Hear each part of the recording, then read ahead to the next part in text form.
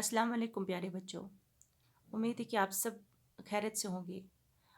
आज हम पढ़ने जा रहे हैं ग्रामर वर्क और इसमें हमारा टॉपिक है आज का डायरेक्ट एंड इनडायरेक्ट स्पीच।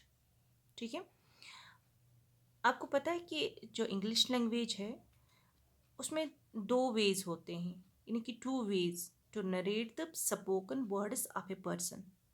और वो कौन कौन से हैं?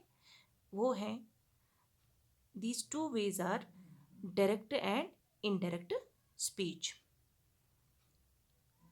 तो यहाँ पे कुछ एग्जाम्पल्स है जिनसे हम आपको क्लियर हो जाएगा डायरेक्ट स्पीच किसको बोलते हैं और इनडायरेक्ट स्पीच किसको बोलते हैं, और डायरेक्ट स्पीच को किस तरह से हम चेंज कर सकते हैं इनटू इनडायरेक्ट स्पीच। तो एग्जाम्पल फर्स्ट है हमारे पास, Fatima said, Fatima said Ayesha is a good girl. Fatima said Ayesha is a good girl. Second sentence is Fatima said that Aisha was a good girl. These two sentences show the two ways in which the two words of a speaker can be reported. तो जो हमारा पहला sentence है, sentence first is Fatima said Ayesha is a good girl. ठीक है, इसमें क्या है, the exact words as spoken by the speaker are given. जैसे यहाँ पे स्पीकर है फातिमा, दिस इज, इसको हम क्या कहते हैं, इसको हम डायरेक्ट स्पीच कहते हैं और डायरेक्ट नरेशन भी इसको कहते हैं। इन सेकंड सेंटेंस है हमारा, Fatima said that Ayesha was a good girl.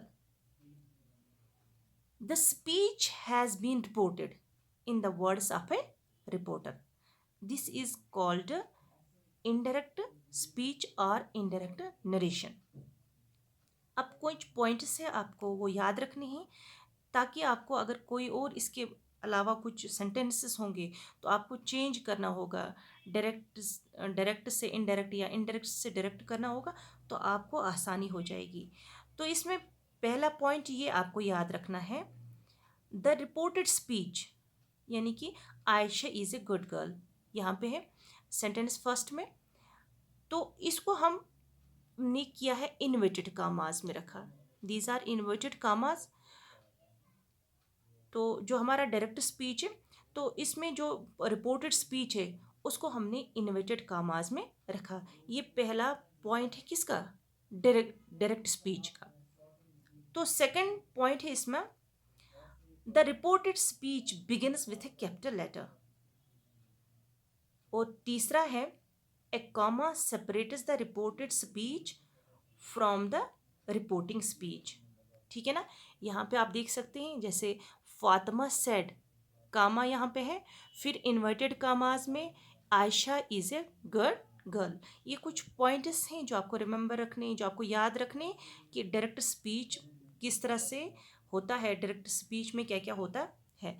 तो इसी तरह से इनडायरेक्ट स्पीच में आपको ये याद रखना है, थोड़ा सा इससे डिफरेंट है, कि जो इनडायरेक्ट स्पीच है, जिस तरह से हमने डायरेक्ट स्पीच में जो रिपोर्टेड स्पीच है उसको हमने इन्वर्टेड कामाज में रखा, ठीक है ना।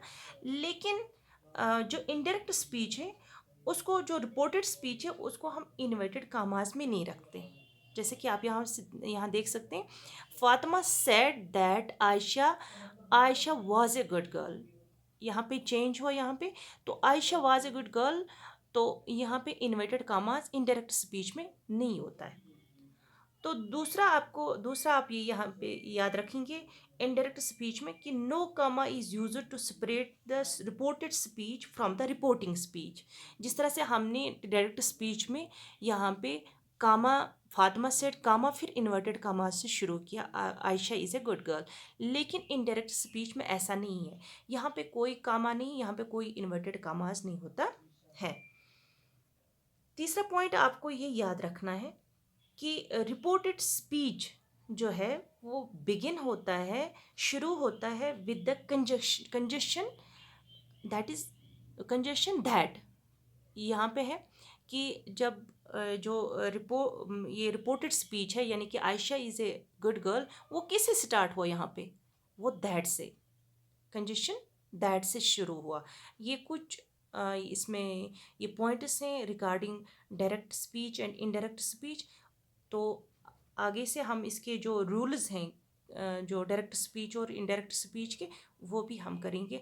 बाकी फ़िलहाल आप इतना याद रखेंगे कि डायरेक्ट स्पीच किसको बोलते हैं हम और इनडायरेक्ट स्पीच किसको बोलते हैं हम, और किस तरह से चेंज होता है। कभी कभी जो टेंस होता है रिपोर्टेड स्पीच, वो चेंज होता है। The tense in the reported speech is changed indirect speech में। तो वो भी और भी रूल्स हैं इसमें, इन डायरेक्ट और इनडायरेक्ट स्पीच में, वो हम आगे पढ़ेंगे।